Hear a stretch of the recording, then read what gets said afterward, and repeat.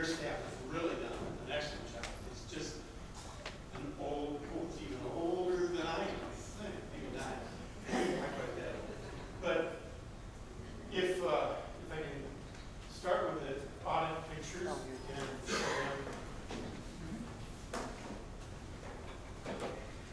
what we did putting this together is we talked to your staff as well as the pool management staff that works at the facility. We reviewed what documentation was available, and you'd be surprised at some of the stuff we were able to actually find. I actually have the original product manuals for the filter system and for the pump that were installed when the pool was built that we had in our archives. Looked at the pool, examined everything about it mechanically as well as structurally, checked out the deck, what's left of it, did an assessment of the filtration and recirculation systems and assessment of the chemical control and the storage systems as they relate to the current EPA regulations and current health department regulations. Things that we used to apply are the Missouri Department of Health Swimming Pool Code, Jefferson County, U.S. Swimming and Diving, FINA, which is the international code that applies to diving boards, and it is the code that's actually adopted by almost every jurisdiction in the United States as well as most of the world. The APSP, which is the Association of Pool Spa Professionals that have commercial swimming pool guidelines, the ADA guidelines, and the new CPSC regulations for main grade and barrier safety around the pool. This is a satellite picture, I believe, off of Google, and it just gives you an overview of what we have. To the left of the pool, down at the bottom of the deep end, is the mechanical building. And I think Susan mentioned one of them was down there looking at some of the stuff in there today. We'll get into that in a little more detail. Then the main pool, the wading pool, and the wading pool is not in operation this year. It's been leaking so badly that the city made a decision not to operate it for this season. And then the bathhouse is to the right. What we have now is a 95-foot long by 40-foot wide pool. It is not suitable for competition. It's not the length or the depth. It's only 2 feet deep in shallow end, which is great for little kids, but it means you can't swim laps. So it goes from 2 to 9 feet deep. It's not deep enough for a diving board. I think we took the board off probably around 2001 or 2002, 3 years ago. Because the deep end does not meet the new diving regulations on how deep it has to be, a certain distance out in front of and on the sides of the board. There's a small slide, which is actually a residential slide. Then the wading pool, about 8,700 square feet of deck, bathhouse and mechanical building.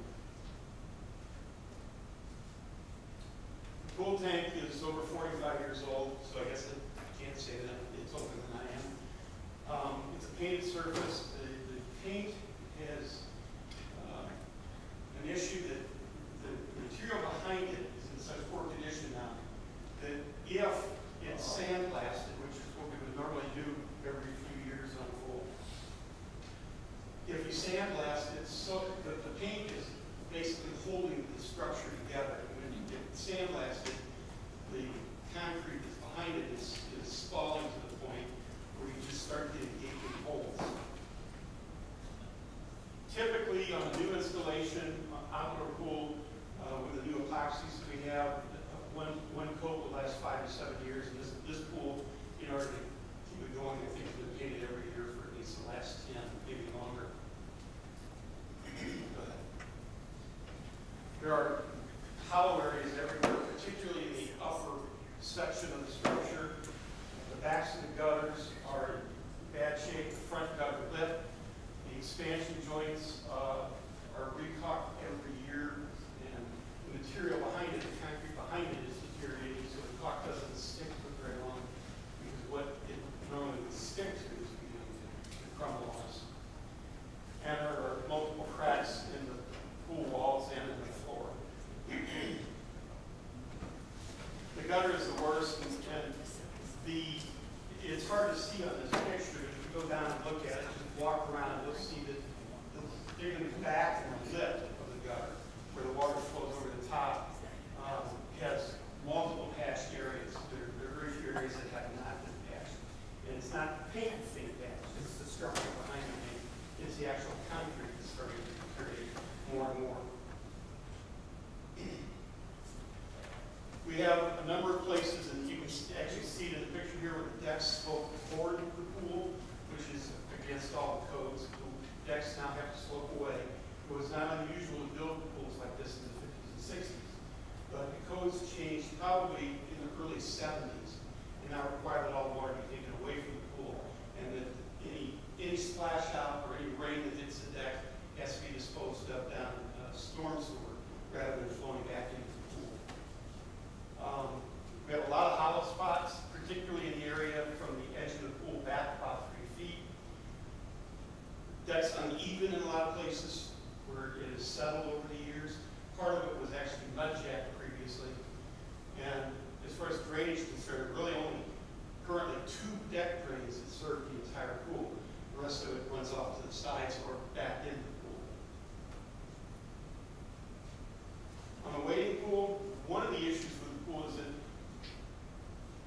probably since, again, the early 70s, all of the state and local health jurisdictions have adopted the APSP code, which states that in water less than 3 feet deep, the slope in the bottom of the pool cannot exceed 1 in 12. And this slope is much steeper than that. And the reason that's an issue is it's so steep that when people are standing on it,